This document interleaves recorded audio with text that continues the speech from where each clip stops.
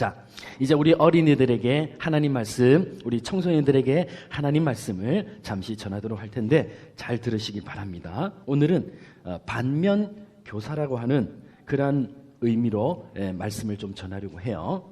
반면 교사가 뭐냐? 그건 뭐냐면 다른 사람이 잘못된 것을 보고 나는 저렇게 하면 안 되겠구나 하고 생각하는 거. 오늘 그런 측면에서 이 말씀을 좀 드리려고 합니다. 자, 여러분들은 이런 거 해보셨어요? 운동장에서 줄을 쫙 서. 줄을 아무렇게나 막 서다가 선생님이 몇 번 또는 누구누구 기준 이러면 어떻게 해요? 여러분 어떻게 하는지 아세요? 우리 어린이들은? 몰라요? 잘 모르나 보지? 우리 청소년들은 알고 있나? 우리 청소년들 아나? 우리 나경이 혹시 알아요? 운동장에서 막막을 하고 있는데 윤나경 기준 하면 어떻게 해요? 그냥 소리는 지르지 말고 해보세요. 시작. 예, 그렇게 하죠. 예, 용기가 안 나. 예. 원래는 이렇게 하는 게 아니에요. 번쩍 손을 들고 기준! 이렇게 하잖아요. 그죠? 이렇게 외쳐요. 기준! 이러면 어떻게 해요?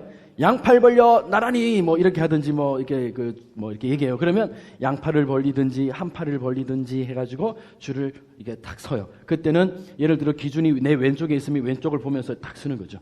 오른쪽에 있으면 오른쪽을 보면서 이렇게 딱 서요. 그러면 곧게 어떻게 돼요? 줄이 바로 이렇게 서는 것을 보게 되죠. 바로 그게 이 기준이 중요한 점이에요. 기준! 이런 거죠. 여러분, 기준이 줄만 설 때마다 기준이 중요한 걸까요? 그렇지 않습니다. 여러분들이 혹시 문화생활을 하게 되면 오케스트라, 실내악단에 그 음악을 들으려고 할 때 가보면요. 그 음악회에 가보면 음악당에 여러 가지 악기가 있어요. 예를 든다면 관악기 위주로 있는 곳에 뭐 트럼펫, 트럼본 뭐 이런 것들이 있고요. 그렇죠? 호른 이런 것들이 있고 또 현악기 쪽에는 뭐가 있어요? 현악기 쪽에는 바이올린, 뭐 예를 들어 첼로, 뭐 베이스, 콘트라베이스 뭐 이런 것들이 있겠죠. 또 타악기는 뭐가 있어요? 똥똥똥 하는 펑쿠션, 팀파니가 있겠죠. 또 뭐가 있어요? 또 뭐가 있지? 또 뭐가 있을까? 뭐 이 정도겠죠, 그죠? 목관악기, 관악기 다 들어가니까 플룻 이런 것들도. 자, 이렇게 악기들이 편성돼 다 서 있어요. 그리고 앉습니다. 그리고 준비할 때 어떻게 합니까? 지휘자가 나오면 바로 음악을 딱 시작하나요? 절대 그러지 않아요. 어떻게 시작하죠? 혹시 아는 친구 있어요? 어떻게 시작하는지 잘 몰라요? 우리 어른들 중에서도 아마 가셔서 보셔서 아시겠지만 처음엔 뭘 하느냐? 바로 소리를 통일시킵니다. 튜닝이라고 하죠. 예, 그렇습니다. 기준, 이게 필요하다는 거죠. 기준, 이게 필요한 거예요. 기준. 예, 기준을 하는 거예요. 기준을 해서 어떻게 하는 겁니까? 소리를 맞추는 거예요. 근데 누구의 소리를 듣느냐? 바로 그렇습니다. 누구의 소리를 듣냐면 바로 바이올린 소리를. 퍼스트 바이올린. 첫 번째 바이올린의 주자 중에서 제일 첫 번째 대장이 있어요. 그 사람이 찍찍찍 하면은요, 다들 그 소리에 맞춰요. 막 이렇게 맞추고 막 부르고 막 준비해요. 그렇게 합니다. 튜닝이라고 하죠. 음악의 튜닝이라고 합니다. 이걸 맞춰요. 그래서 바이올린이 굉장히 중요해요. 현악기에서는 중요합니다. 소리를 막 맞추는 거예요. 서로 막 맞춰요. 자, 기준은 굉장히 중요합니다. 음악을 들을 때도 이 기준이 중요하고 줄을 맞출 때도 이 기준이 중요해. 그렇죠? 그런데 이 기준은요, 그거에만 중요한 게 아니에요. 하나님 안에서 생활하는 것에서도 기준이라는 것이 있어요. 기준. 자, 그래서 이렇게 한번 질문을 생각해 봤어요. 우리가 살아가면서 붙들어야 할 기준. 정말 기준이 뭘까 하는 거예요. 하나님 앞에서 진짜 중요한 기준. 하나님 기준 하고 하나님 앞에 외칠 수 있는 이 기준. 중요한 기준은 뭘까 하는 거예요. 바로 그 기준은요, 이거예요. 우리 한번 얘기해 볼까요? 시작. 분명한 믿음의 기준을 붙들자. 그렇습니다. 어떤 기준? 믿음의 기준이에요. 명확한, 분명한 믿음의 기준을 붙들자는 거예요. 믿음의 기준이라는 것이 굉장히 중요하다는 거예요. 자, 오늘 그러면 이 기준에 대한 말씀, 반면교사로 삼을 수 있는 말씀이 어디에 있을까? 열왕기상 16장에 있어요. 우리 한번 열왕기상 16장 29절에서 34절의 말씀을 다 같이 한번 제가 한 절, 여러분들이 한 절 이렇게 교독하도록 한번 해보겠습니다. 유다의 아사왕 제38년에 오므리의 아들 아합은 이스라엘의 왕이 되니라. 오므리의 아들 아합이 사마리아에서 22년 동안 이스라엘을 다스리니라. 오므리의 아들 아합이 그의 이전의 모든 사람보다 여호와 보시기에 악을 더욱 행하여 오므리의 아들 느밧의 아들 여로보암의 죄를 따라 행하는 것을 오히려 가볍게 여기며 시돈 사람의 왕 옛 바할의 딸 이세벨을 아내로 삼고 가서 바알을 섬겨 예배하고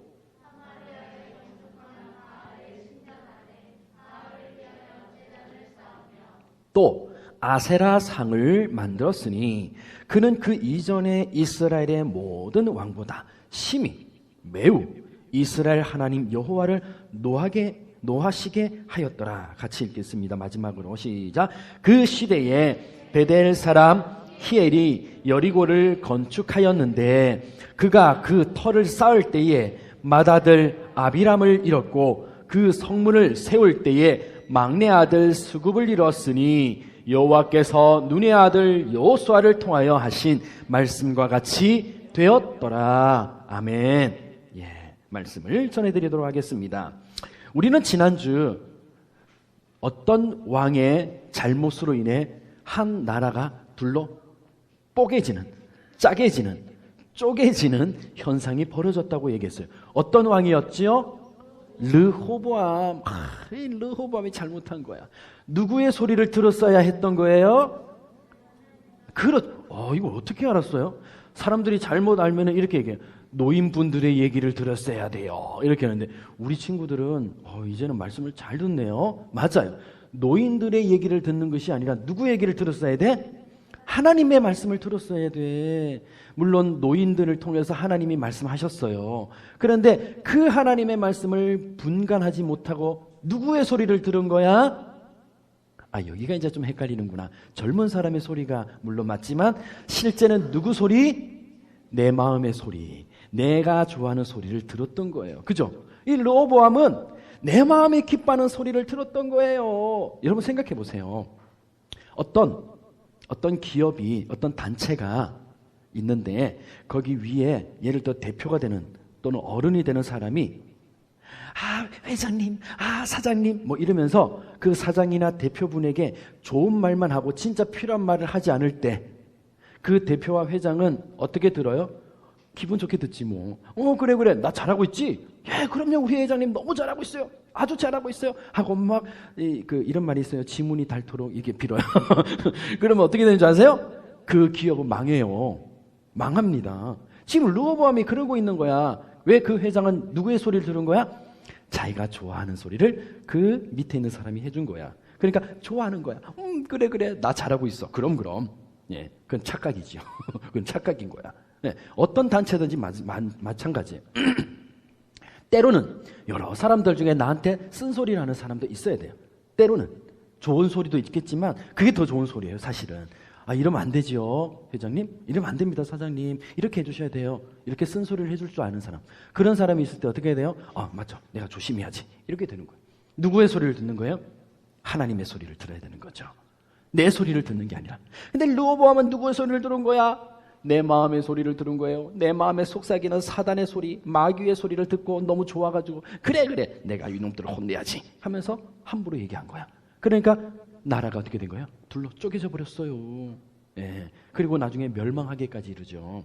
자, 결국 르호보암의 실패는 나아가서 나라가 둘로 쪼개고 나라가 망하고 하는 때까지 그렇게 갑니다. 물론 남쪽은 그래도 좀 좀 선한 왕, 착한 왕들이 8명은 나왔어. 8명은 나왔어요. 그래도 인정해. 그러나 북쪽 이스라엘은요 망했어요. 완전히 한 사람도 선한 왕이 없이 다 악한 왕들만 나왔던 거예요. 왜 이런 일이 벌어져? 하나님의 말씀의 기준에 서지 않았던 거예요. 자, 그러면 어떤 부분에서 하나님의 말씀의 기준에 서지 않았느냐고요? 자, 봅시다. 첫 번째 왕, 이렇게 쪼개지면서 첫 번째 북이스라엘 왕이 있었어요. 바로 그것은 르호보암이라고 하는 왕 앞에 있었던 바로 여로보암이라고 하는 이 신하였어요. 근데 이 여로보암이 르호보암 밑에 있다가 나라를 쪼개면서 자기가 왕이 됐거든요. 하나님께서 그에게 말씀하셨어요. 여로보암아, 내가 내가 모세를 통해서 다윗을 통해서 너희들에게 얘기한 말씀대로 살면 내가 너희들에게 복주고 너의 왕조가 너희 왕들이 자녀들이 영원히 왕이 될 거야. 그러니까 너 말씀 잘 들어. 분명히 얘기했어요. 그런데 여로보암은 그걸 안 들었어요. 안 듣고 뭐 했어요? 이스라엘 사람들이 하나님 앞에 죄짓도록 만들어 버렸죠. 이스라엘 사람들이 자꾸 어디로 가요? 예루살렘으로 건너가 버려. 국경이 있는데 나라와 나라 사이에 이렇게 경계가 있잖아요. 근데 자꾸 몰래 뛰어넘어가. 야, 너 왜 뛰어넘어가? 붙잡으니까 하는 말. 하나님 앞에 예배하려고 하는데 사마리아에서는 예배를 못 드리잖아요. 그러니까 예루살렘에 가서라도 예배를 드리니까 살짝 도망갔죠 뭐. 이렇게 얘기해. 이 여로보암이 머리를 쓴 거지. 안 되겠구만. 우리 사마리아에도 그러면 하나 뭐 만들어야지. 그래서 산당을 만든 거예요. 크다란 산당을 만들고 거기에다가 떡하니 뭘 만들었어요? 금신상을 만든 거예요. 금송아지를 떡 만들고. 여기까지는 또 안 좋은데 더 안 좋은 게 뭔지 알아요? 얘들아, 이 금송아지가 바로 너희를 애굽에서 이끌어낸 여호와시니라 하면서 거짓말을 한 거예요. 그러니까 백성들이 아멘 하면서 그 신상에게 절을 하는 거예요. 하나님 앞에 예배한다고 하지만 금으로 만든 송아지한테 절을 하면서 하나님의 말씀을 어기기 시작한 거야. 뭐 어떤 기준에서 벗어난 거야? 분명한 믿음의 기준에서 벗어나 버린 거예요. 말씀의 기준에서 벗어나 버린 거예요. 처음부터 말이지. 여러분 생각해봐. 여러분들 옷을 입는데, 여러분들 옷을 이렇게 입는데, 옷을 입을 때, 한번 볼까? 옷을, 오늘 예쁘게 잘 입어야지.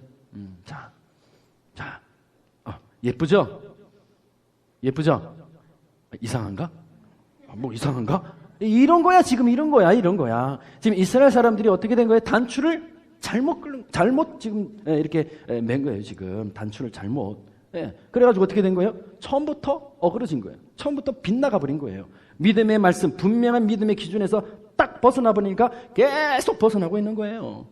그래서 여로보암 그 왕이 굉장히 중요했던 건데 이 사람이 하나님의 경계와 하나님의 말씀을 듣지 않았던 거예요. 그렇게 되니까 어떻게 돼? 이스라엘 사람이 망하는 길로 가기 시작한 거예요. 망하는 길로 간 거예요. 결국 북쪽 이스라엘은 전혀 하나님의 말씀에 가까이 가기보다는 자기가 좋아하는 것을 좋아하기 시작하고 따라가기 시작했던 거예요. 이것이 하나님이야 라고 얘기했던 그 거짓말 앞에서 그들은 자기가 좋아하는 금신상을 보고 그래 좋아. 여호와라고 하는 하나님은 안 보였는데 이제 보이기 시작하네. 너무 좋아. 아멘 하면서 이 금신상을 섬기기 시작했다는 거예요. 이것은 어느 말씀에서 이미 벗어난 거예요? 뭐예요? 십계명에서 이미 벗어난 거예요. 첫 번째, 두 번째에서 이미 벗어났죠. 첫 번째 십계명이 뭐죠? 너희는 뭐래요? 나 외에 다른 신을 내게 있게 하지 말라고 했어. 다른 신을 섬기지 말라고 했어. 근데 이미 다른 신을 섬겼네. 또 두 번째 뭘 섬겼어요? 우상을 뭐 했어요? 만들지도 말라고 했어요. 만드는 것도 죄야. 근데 만들어 거기에다 절하고 난리가 나. 이거 뭐예요? 하나님 앞에 이미 두 개의 계명을 이미 어겨버린 거예요. 시작부터 그랬던 거야. 시작부터. 그러니 3계명, 4계명, 5계명, 6계명 계속해서 어길까요? 안 어길까요? 어기기 시작하는 거예요. 완전히 엉망이 되기 시작한 거죠. 이스라엘 백성들이.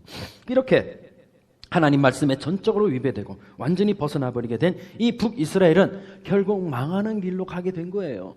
그런데 더 중요한 게 또 있어. 아합이라고 하는 왕이 딱 등장하는데 이 아합은 이렇게 얘기하는 거예요. 아니 우리 여로보암 우리 그 첫 번째 왕이 뭐 이렇게 뭐 했던 거? 그건 아무것도 아니야. 나는 첨단을 날릴 거야. 무슨 첨단? 죄의 첨단. 죄의 첨단을 다니는 거야. 죄의 꼭대기에 내가 서겠다고. 어떻게 해요? 하나님 앞에 예배하는 곳에 금신상만 둔 게 아니라 이제는 바알과 아세라라고 하는 큰 신상들을 거기다 떡하니 치워버리고 돼지를 잡고 막 이러면서, 돼지는 그 당시에 부정한 짐승이었거든요. 이스라엘 안에서는, 말씀 안에서. 그런데 그걸 제사를 지낼 때 그걸 막 사용하고 하나님 앞에 드려야 할 제물들, 제단들을 완전히 엉망으로 만들어버린 거예요. 엉망으로 만들어버린 거예요.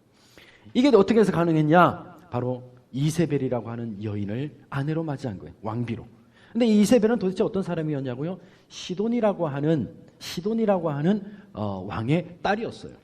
시돈이라고 하는 나라의 왕의 딸인데, 이 시돈은 또한 그 당시 힘이 있던 나라였어요. 힘이 있던 나라. 어떤 이 나라였냐면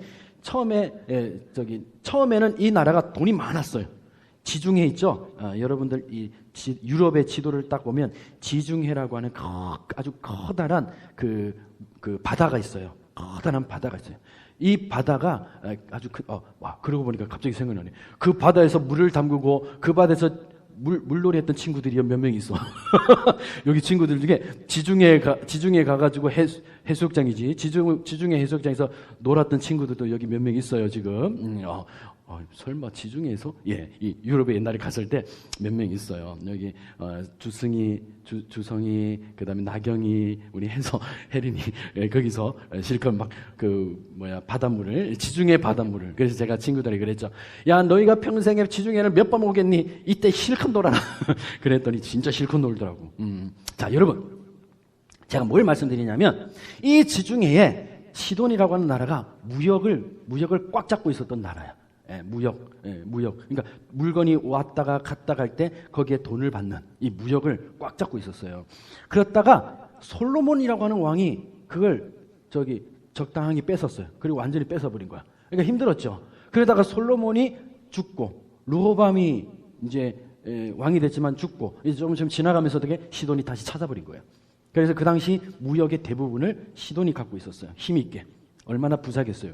그러니까 힘이 있는 그 시돈과 사돈돼야겠다. 이렇게 생각하고 오므리라고 하는 그 왕이 아합이라고 하는 자기 아들을 장가 보낸 거예요. 그래가지고 이세벨이라고 하는 며느리를 삼았죠. 근데 이 이세벨이 아주 독실한 기독교인이 아니고 아주 독실한 바알, 아세라 우상을 섬기는 사람이었어요. 그래서 850명의 그 바알의 선지자들과 아세라 선지자들을 데려와가지고 커다란 성전을 만들고 거기에 막 또 절을 하게 하고 막 백성들도 거기 절하게 하고 막 그랬던 거예요.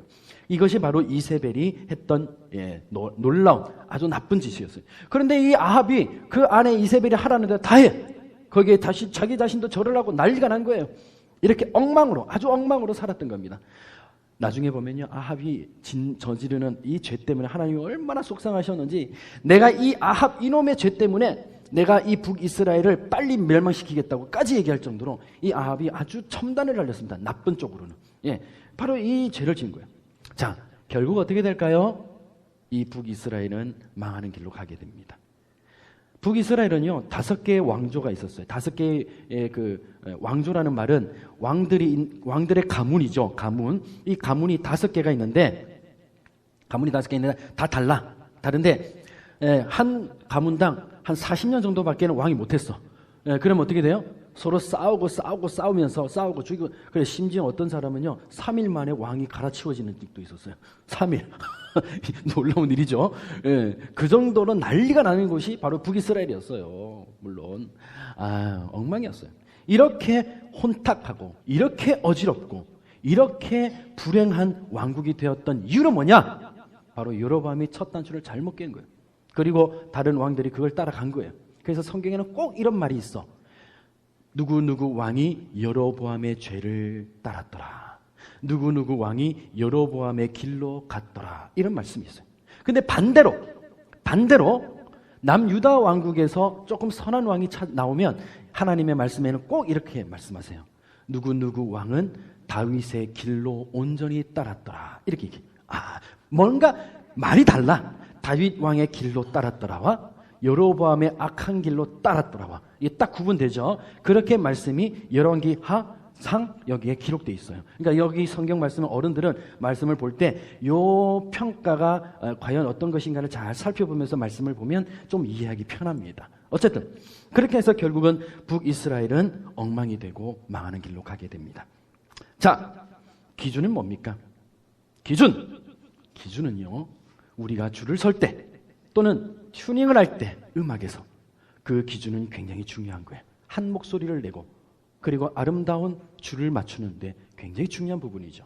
그런데 이 기준은 우리의 삶에서도 기준은 굉장히 중요한 거예요. 내 삶의 기준, 내 인생의 기준, 내 평가의 기준, 내 판단의 기준, 내가 어떤 것을 좋아해야 될까에 대한 모든 그 기준 그건 다름이 아니라 하나님의 말씀과 믿음에 있다라는 거예요. 우리 한번 따라해볼까? 분명한 말씀과 믿음의 기준. 그렇지. 이 분명한 말씀과 믿음의 기준을 따라 우리가 살아가야 된다는 거예요. 그럴 때 하나님은 어떻게 하시냐고요? 우리를 보호하시고 우리를 인도하신다는 거예요. 예. 우리가 왜 우상을 사람들이 섬기는 줄 아세요? 우리 친구들? 그게 좋아서요? 물론 좋아하겠죠. 왜 좋아하는 줄 아세요? 두렵기 때문이에요. 하나님을 믿지 않는데 누군가를 의지하고 싶은 거야. 하나님을 믿지 않는데 받아들이지 않는데 예수님을 받아들이지 않는데 뭔가 찝찝해. 그러니까 뭘? 예, 우상을 만들고 거기에 절하는 거예요. 그 불안함, 그 두려움, 불안한 거예요. 그래서 그걸 믿는 거예요. 사람들이 말이에요. 그런데 하나님께서는, 예수님께서는 이렇게 얘기하세요. 걱정하지 마. 두려워하지 마. 하나님 그분은 너희 아버지야. 이렇게 얘기하고 계세요. 자, 마태복음 10장에 한번 볼까요? 마태복음 10장 28절에서 31절 말씀 보면 이렇게 얘기해요. 몸은 죽여도 영혼은 능히 죽이지 못하는 그 자들을 두려워하지 말고. 이 우상이죠, 우상. 우상들을 섬기지 말라는 거예요. 또는 우상을 섬기며 사는 사람들을 두려워하지 말라는 거예요.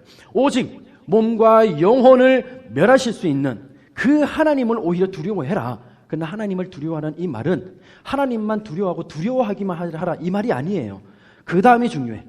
자, 그 다음에 29절부터 31절까지 한번 또박또박 우리 한번 같이 읽어보자. 시작. 참새 2마리가 한 아사리온에 팔리지 않느냐? 그러나 너희 아버지께서 허락하지 아니하시면 그 하나도 땅에 떨어지지 아니하리라. 너희에게는 머리털까지 다 세신 바 되었나니 두려워하지 말라. 너희는 많은 참새보다 귀하니라. 그래요. 한 아사리온은요, 동전이야.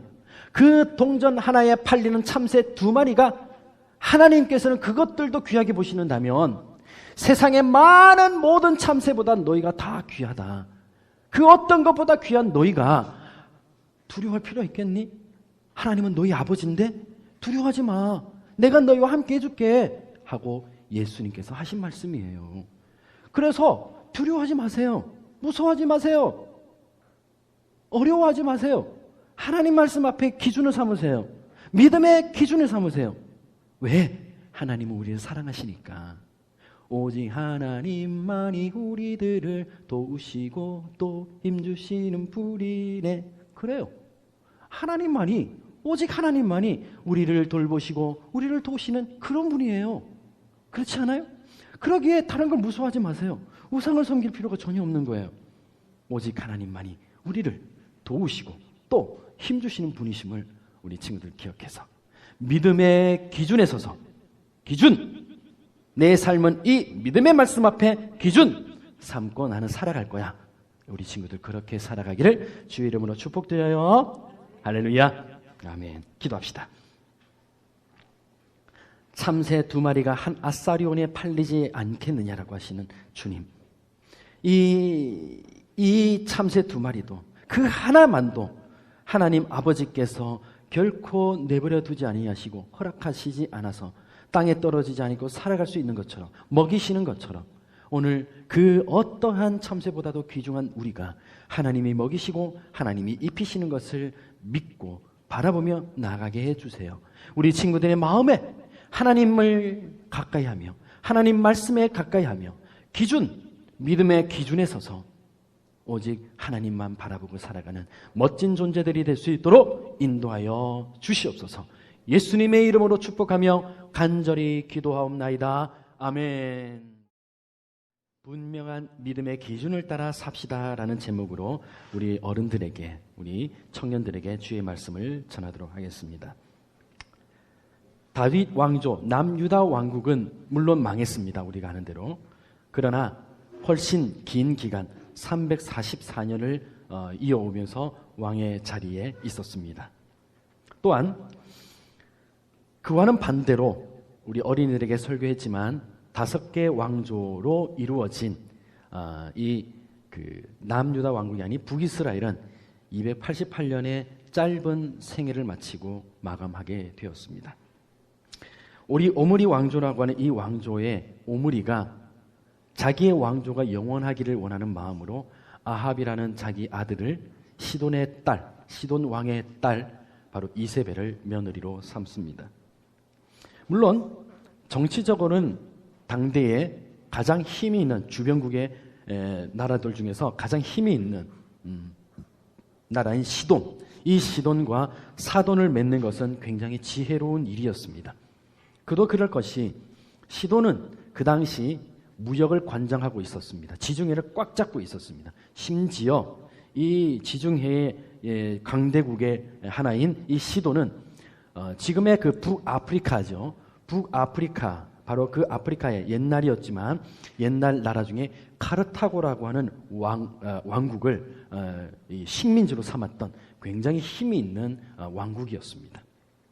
그래서 그 어떠한 나라들보다 막강한 돈과 군사력을 가지고 정치력을 가지고 행사하면서 함부로 할 수 없는 절대 강자였던 나라 중에 시돈이라고 하는 왕국이 있었습니다.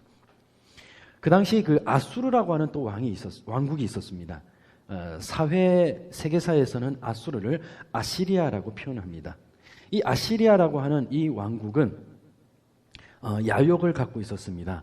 어떤 야욕을 갖고 있었느냐 하면 그 당시 온 고대 근동 지역을 잡아 삼키겠다는 그러한 야망을 갖고 있었지요. 하지만 이게 쉽지가 않았습니다. 왜 쉽지가 않았느냐고요? 바로 시돈이라고 하는 왕 때문이었습니다. 시돈이라고 하는 나라 때문에 이걸 먹을 수가 없는 거예요. 너무 힘이 있어서.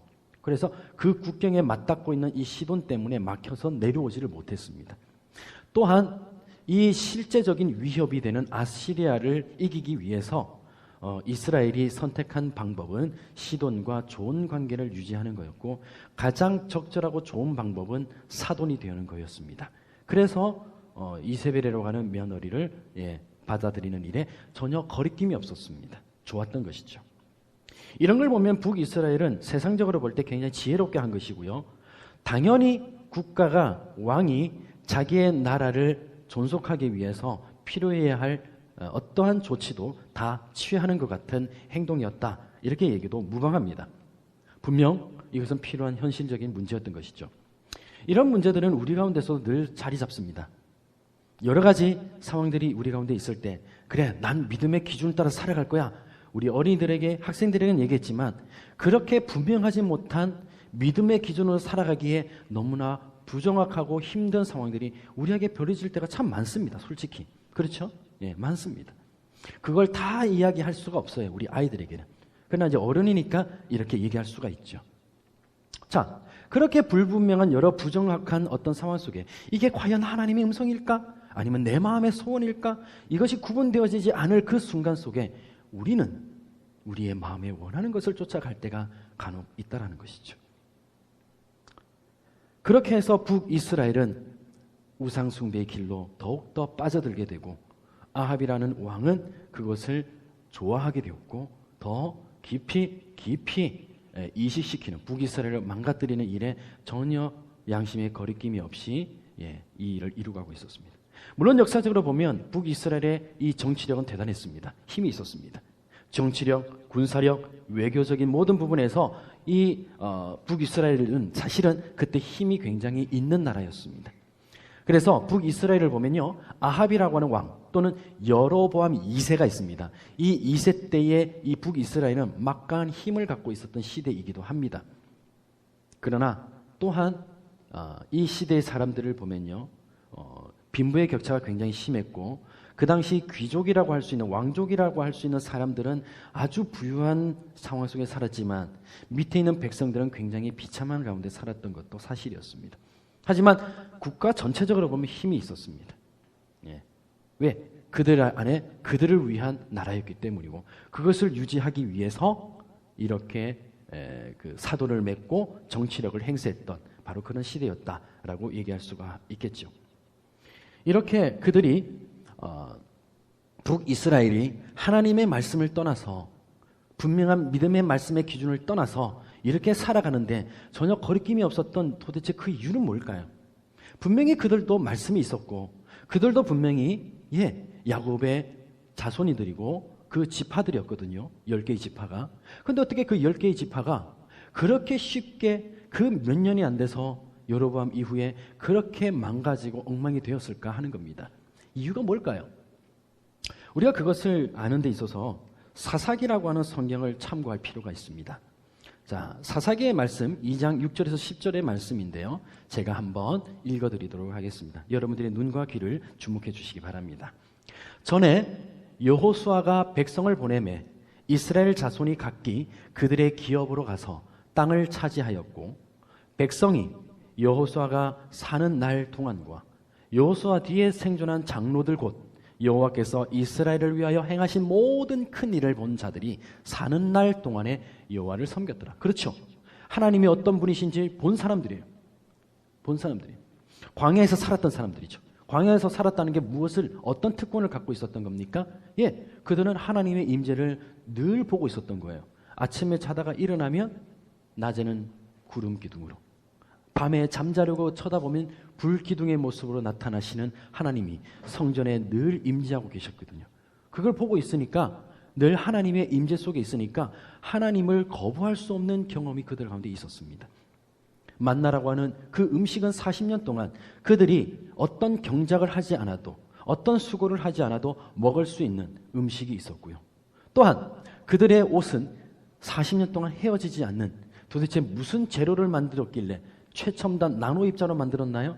나는 모르겠습니다. 그 어떠한 것인지는 모르겠지만 그 옷은 전혀 헤어지지 않고 유지되고 있었다라는 거예요.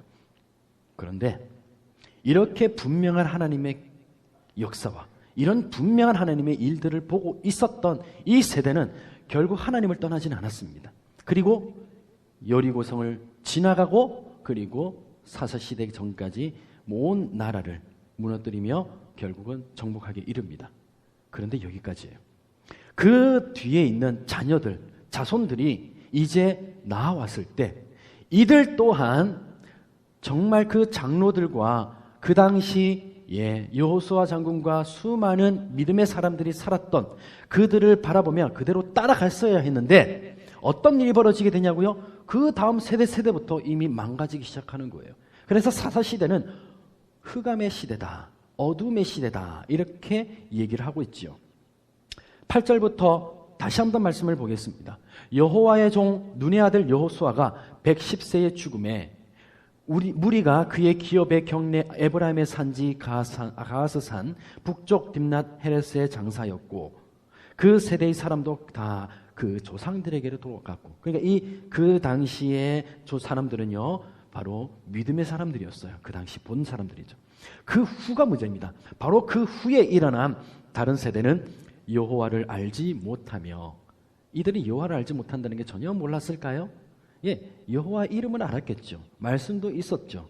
그런데 여기서 여호와를 알지 못한다는 말은 받아들이지 않았다라는 거예요. 받아들이지 않고 여호와께서 이스라엘을 위하여 행하신 일도 받아들이지 못하였더라는 겁니다. 믿지 않은 거예요. 믿지 않고 거부한 거예요. 아니 어떻게 도대체 그 위에 있는 그 사람들과 이 밑에 있는 사람들 사이에 엄청나게 긴 기간이 있었다면 모르겠는데, 이 기간이 길어도 40년, 길어도 20년밖에 안 되는 그 짧은 기간 이후에 그 다음 세대에 무슨 일이 벌어졌길래 이들이 하나님을 저버리고 하나님 일하시는 걸 저버리고 살아가게 되었냐는 겁니다. 도대체 뭐가 문제였길래 이들이 하나님을 저버리고 있었을까요? 보통 이 부분에 대해서 많은 목회자들과 그리고 신학자들은 이렇게 얘기를 합니다. 신앙의 대계가 무너진 것이다. 그들이 위에 있던 그 자녀들 위에 있던 부모 세대가 자녀 세대에게 말씀을 잘 전하지 못해서 이런 일이 벌어진 거야 라고 얘기하고 있는 거예요. 물론 맞습니다. 전체적인 흐름에서는 분명한 말씀이 맞아요. 그런데 석연치 않은 부분이 한 가지가 있습니다. 물론 이들은 이 말씀을 압니다. 신명기 6장 4절에서 이 9절까지의 말씀, 이스라엘에 들으라, 쉐마 이스라엘, 우리 하나님 여호와는 오직 유일한 여호와시니, 쉐마 이스라엘 아도나이 엘로헷 아도나이 에훗, 하나님 여호와는 오직 한 분 하나님이시다. 그분만이 유일하신 분이시다. 그분이 우리가 따라갈 유일한 여호와 하나님이시다라고 외치며 그들에게 가르쳤겠지만, 왠지 석연치 않은 것은 뭡니까? 그들이 이것을 가르쳤음에도 불구하고 그 다음 세대가 어떻게 그렇게 고속도로에 뛰어드는 그 자동차처럼 그렇게 급격히 하나님을 저버리고 갔냐는 겁니다. 왜 그랬을까요? 왜 이런 일들이 그들 가운데 벌어지고 결국 이스라엘이 망하게 되는 길에 접어들게 되는 거냐 하는 겁니다. 바로 여기에는요, 사람을 어떻게 이해하느냐의 부분에 하나의 힌트가 있습니다. 사람이 어떤 존재냐는 거예요.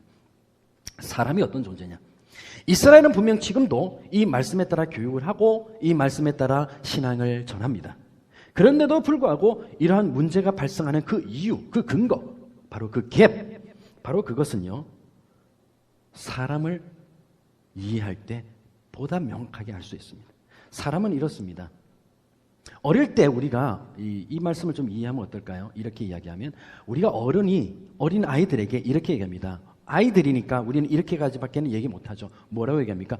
너 노력하면 돼. 노력하면 너 할 수 있어. 노력하면 너 이렇게 되는 거야. 이렇게 얘기하지요. 근데 솔직히 얘기합시다. 여러분 노력하면 다 됩니까? 우리 솔직히 얘기해 봅시다. 여러분이 노력한 대로 모든 것이 이루어지나요? 그건 아닙니다. 그건 사실입니다. 예를 들어 밤잠 설치고 4시간밖에 자지 못하면서 수고하고 애써도 안 될 수 있는 것도 인간에게는 있다라는 것이 솔직히 인정해야 됩니다. 반대로 나보다 훨씬 더 잤는데도 불구하고 다 더 잘 되는 사람도 있을까요, 없을까요? 예, 있습니다. 우리는 그것을 이렇게 얘기하죠. 불평등이다라고 얘기합니다.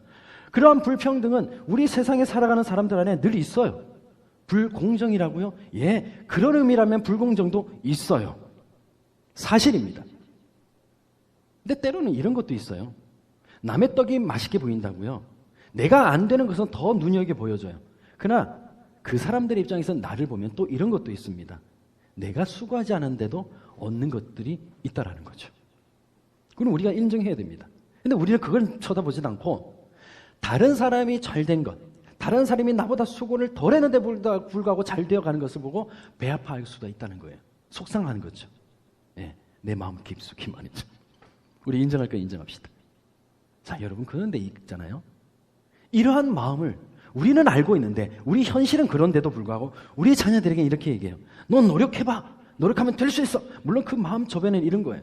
네가 노력해야지. 그래도 그래야 가능성이 좀 있지 않겠니? 이런 마음이 부모의 세대 안에는 마음 가운데는 있는 거예요. 그렇죠?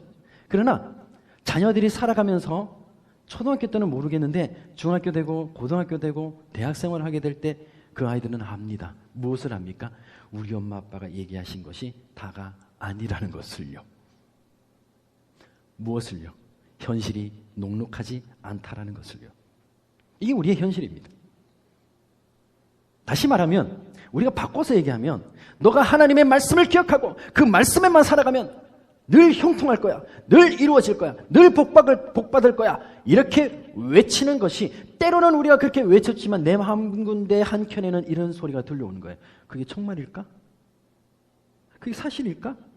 나는 그렇게 믿는다고 해봤지만 잘 안 될 때도 있었는데 있잖아요.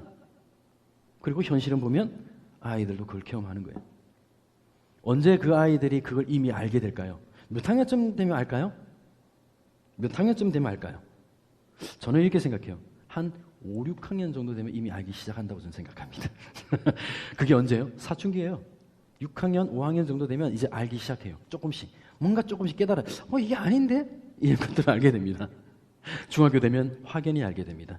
중학교 2학년 무서운 아이들이잖아요. 이 무서운 아이들은 더 확실하게 합니다. 안 되던데 뭐 이렇게 되는 거예요.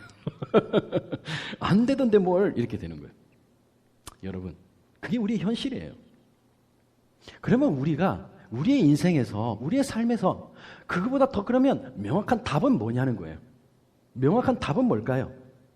성경은 네가 이거 하면 무조건 복 받는 거야. 이거 하면 너 이거 잘못하면 너 무조건 저주받아.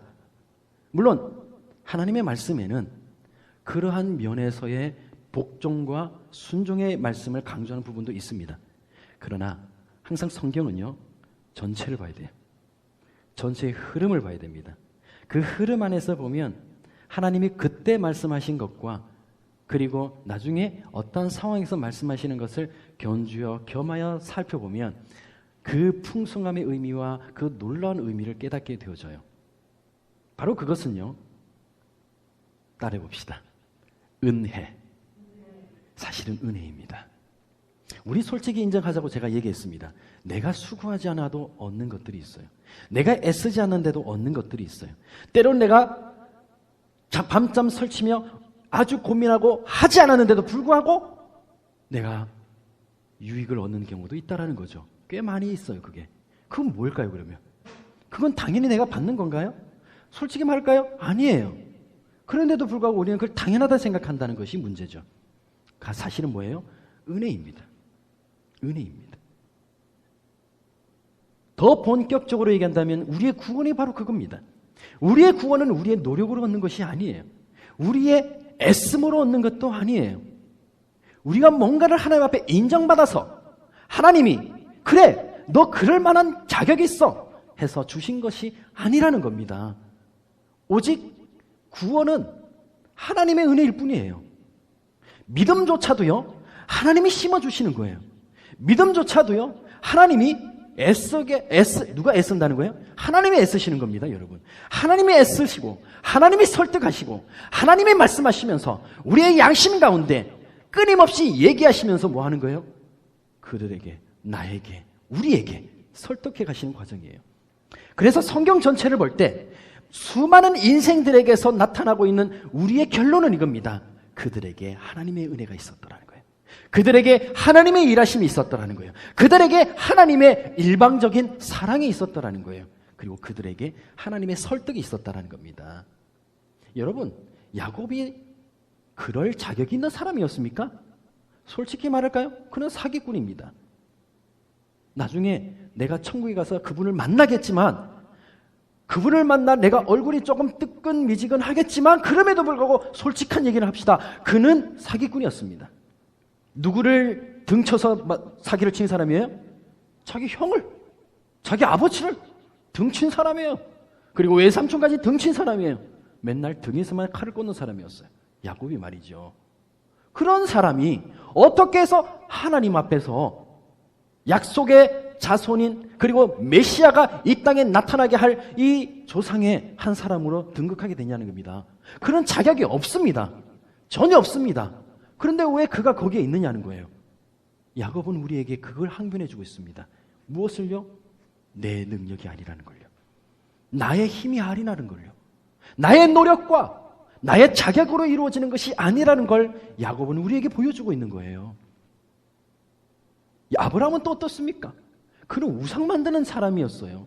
우상 만드는 최첨단 악한 길에서 살고 있던 사람들이에요. 그런데 그 아브라함을 왜 하나님은 강권하여 그를 데려다가 갈대우르에서 데려다가 하나님의 백성으로 삼으시냐는 겁니다. 그건 바로 하나님의 선택이 있었습니다. 아브라함과 같이 동시대에 있었던 사람이 있습니다. 누굴까요? 욥입니다, 여러분. 욥은 훨씬 아브라함보다 거룩한 사람이었다고 할 수 있겠죠. 욥은 아브라함보다 훨씬 의로운 사람이라고 얘기할 수 있었겠죠. 그런데 그 욥보다 훨씬 못한, 아니 밑바닥인, 신앙에 있어서 밑바닥인 아브라함 왜 하나님을 선택하시냐는 거예요. 모르겠습니다. 솔직히 저도. 하나님의 선택일 뿐입니다. 하나님의 선택일 뿐이에요. 욥은 욥대로 쓰임을 받은 것이고, 아브라함은 아브라함대로 쓰임 받은 것이고, 야곱은 야곱대로, 이삭은 이삭대로, 유다는 유다대로 쓰임을 받은 것뿐이었어요. 그들이 하나님 앞에 선했기에 받은 것이 아닙니다. 그들은 한낱 부족한 인간에 불과했습니다. 그런데도 하나님이 그들을 세워나가신 거예요. 바로 이겁니다, 여러분. 우리가 자녀들에게 무엇을 얘기해야 되냐고요? 어느 정도 철이 들어가는 우리 아이들에게 무엇을 얘기해야 되는 건지 아시겠습니까, 이제? 이겁니다, 여러분. 나를요, 뭐 한 척 아이들에게 비추지 말라는 겁니다. 우리의 솔직한 부족함을 인정해 주자는 거예요. 우리의 연약함을 솔직히 인정해 주자는 거예요. 나 엄마 누구, 나 아빠 누구는 믿음의 사람이라고 하기엔 너무 부족해, 얘들아. 근데 나 그렇게 살려고 노력하는데 하나님이 그건 어여삐 여기시는지 지금까지 살아왔어. 믿음으로 살아오려고 노력했더니 그건 내가 자격이 없는데 하나님이 나를 이렇게 붙드셨어. 이걸 솔직하게 하자는 거예요. 이걸 솔직히 하자는 거예요. 주일을 예배를 하는 것 쉽지 않습니다. 솔직히 얘기해요. 주일마다 예배를 드리는 거 쉽지 않죠. 여러분 대단한 겁니다.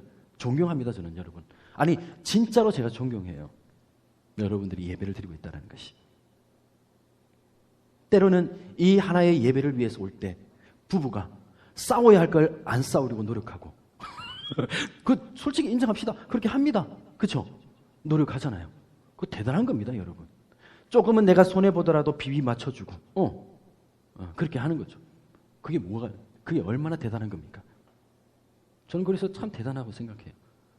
제가 가끔씩 우리 정재훈 성도님이 너무 힘들어가지고 못 오셨을 때 예전에 나경이하고 애들 데려올 때 저는요 우리 정재훈 성도님을 존경했어요. 어휴 이 멀은 데서 어떻게 이렇게 와? 솔직히 물론 본인은 아무것도 안 해요. 나는 10분 만에 와요. 난 30분에 와요. 30분 걸려요. 아니 저분은 도대체 어떻게 운전하시는지 모르겠지만 좀 살살 운전하세요. 무서워요 나는. 나는 거기서 오는데 30분 걸려요. 솔직히. 근데 여러분 그렇게 믿음으로 사시는 거예요. 전 그걸 보면서 존경합니다. 솔직히 마음으로는. 제 아내한테도 그런 얘기 했어요. 대단하다고. 정말 난 부끄럽다고 목사지만. 나는 목사니까 이렇게 하는 거예요. 근데 이분들은 그 말씀 하나님 앞에 들으려고 이렇게 인자리 온다는 것이 와 정말 솔직하고 대단하다. 나보다 낫다. 저는 그렇게 솔직히 인정하고 있어요. 제가 이 거짓말 아닙니다. 100% 사실을 얘기하는 거예요. 전 존경합니다. 솔직히. 저는 목사니까 어쩔 수 없이 여기 있잖아요. 저보다 나은 겁니다. 훨씬. 하나님 앞에서요. 저는 솔직히 인정해요. 자, 여러분들이 그렇게 싸우고 애쓰고 때로는 내가 접어놓고 내가 자제하고 힘겹지만 참고 예배를 드리러 이 시간이 온다는 거. 우리가 솔직히 그런 마음들이 있는 거예요. 그걸 어떻게 하자는 거예요? 자녀들에게 얘기해 주세요. 여러분들이 그렇게 싸우는 거, 믿음의 싸움을 위해서 그렇게 싸우고 있는 것들을요, 보여주시라는 거예요. 나도 이렇게 예배 드리는 거 힘들 때도 있지만 엄마가 이렇게 애쓰고 있는 거야. 너도 그렇게 했으면 좋겠어. 솔직히 그렇게 얘기하는 거예요. 이 믿음의 기준을, 이 믿음의 명확한 기준을 얘기하지만 그럼에도 불구하고 연약한 나, 그럼에도 불구하고 부족한 나, 그럼에도 불구하고 넘어질 수 있는 나라는 것을 솔직히 말해주라는 거예요. 그럼 어떤 일이 벌어지는 줄 아십니까? 아이들이요. 심정에 우리 아이들이 우리의 마음에 얘기하고 있는 그 심정의 명확한 100% 진심을 알게 됩니다. 그리고 그 진심이 아이들을 움직이게 합니다. 사춘기 시대가 이제 접어들게 되면요. 여러분 이런 대화들을 해나가기 시작해야 돼요. 우리 정혜련 성도님 이제 조금 있으면 그런 시기가 와요. 이제 아이하고 민철이하고 민승이 아직 멀었어. 아직 몰라. 뭘 몰라. 앞뒤 몰라. 그러나 민철이는 이제 알게 돼요. 이제 얘기해야 돼요. 조금씩. 그렇게 얘기하면서 엄마의 고충도 있고 엄마의 아픔도 있지만 엄마는 이걸 위해 애쓰고 있어. 기도하고 있어. 날 위해 기도해줘. 우리 같이 기도하자. 이거예요. 이러한 모습들이 우리 가운데 있을 때 우리 아이들은 부모의 진심을 알게 되고요. 믿음의 싸움이라고 하는 것이 무엇인지를 조금씩 보게 됩니다. 철이 든다는 거죠.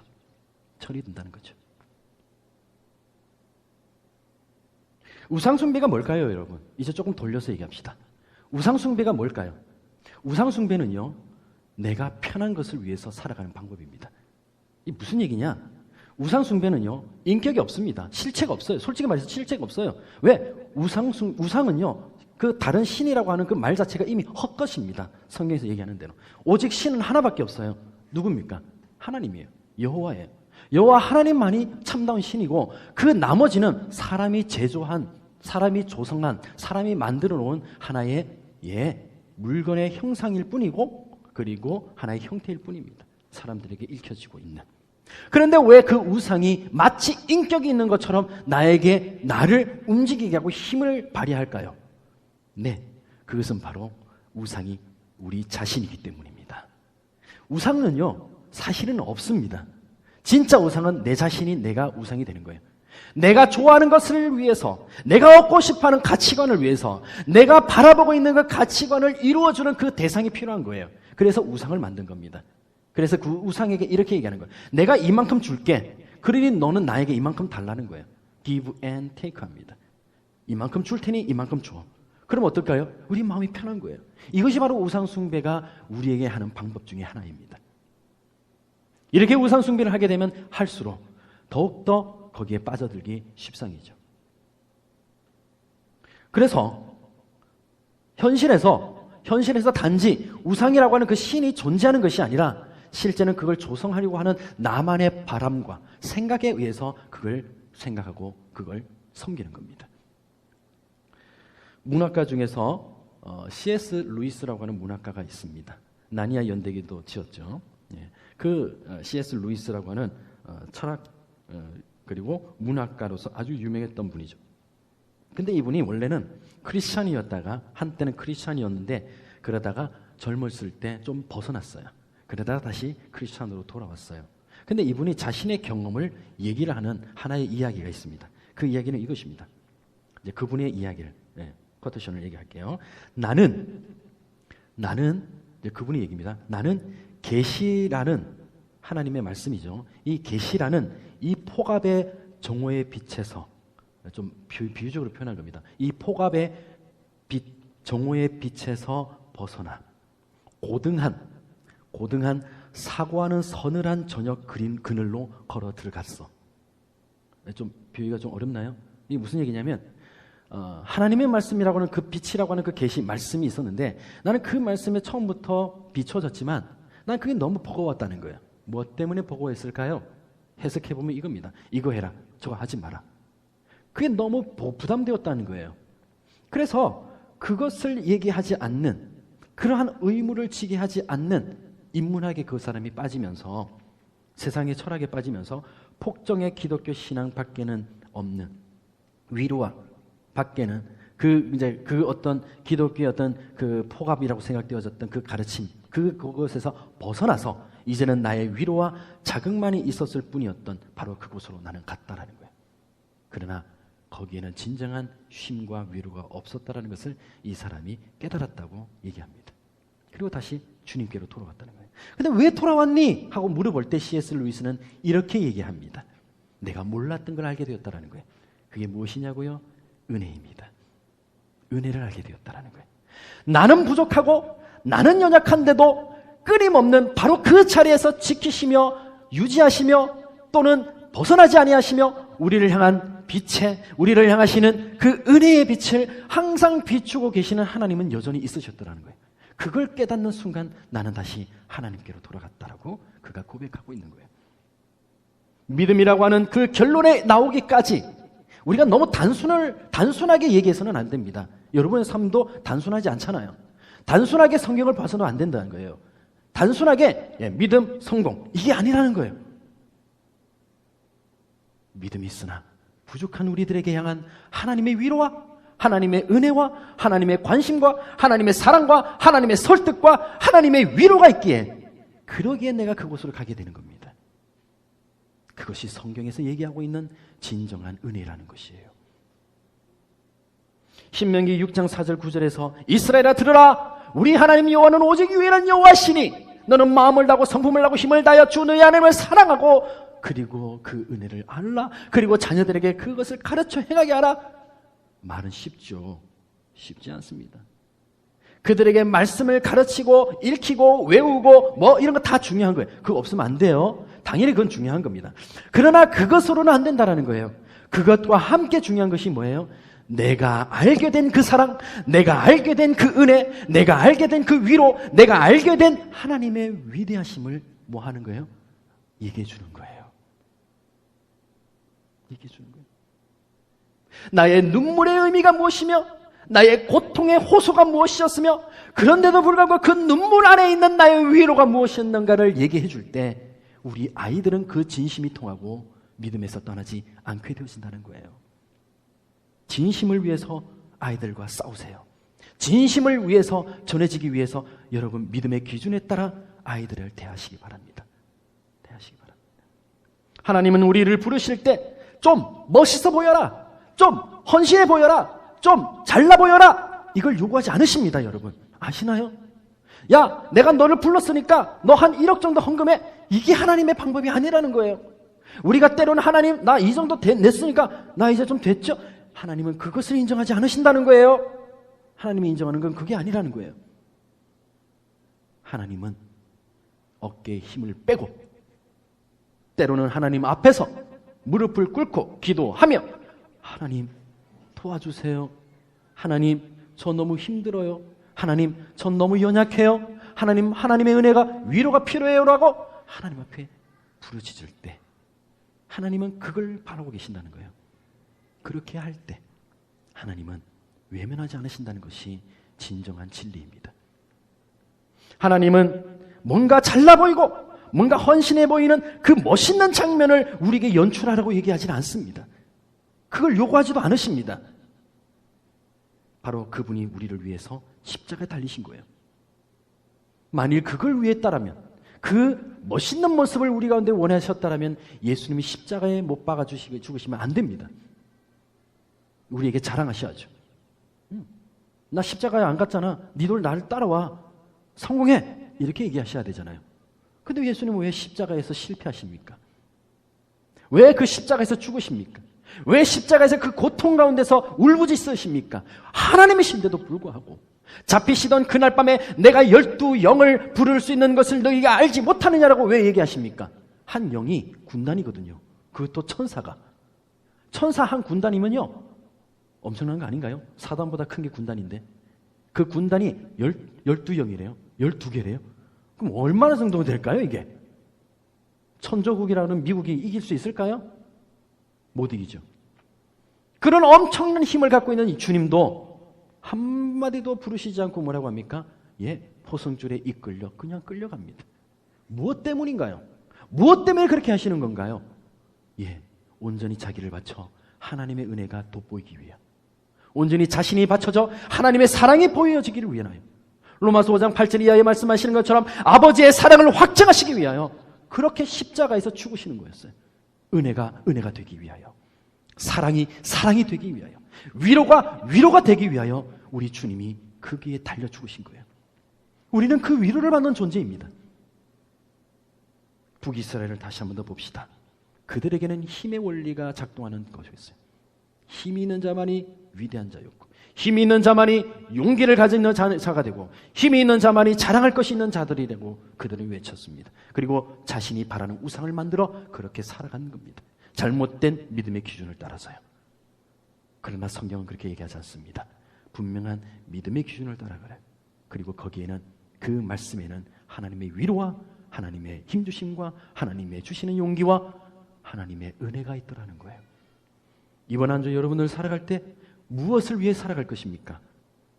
하나님의 위로와 하나님의 은혜와 내가 연약하고 부족해도 하나님의 은혜가 있다라고 하는 이 사실 앞에 무릎을 좀 더 꿇어버릴 수 있고, 좀 더 조아릴 수 있고, 어깨 힘 좀 빼고 미소를 지으며 여러분들의 옆에 있는 사람들을 대해야 되지 않겠습니까?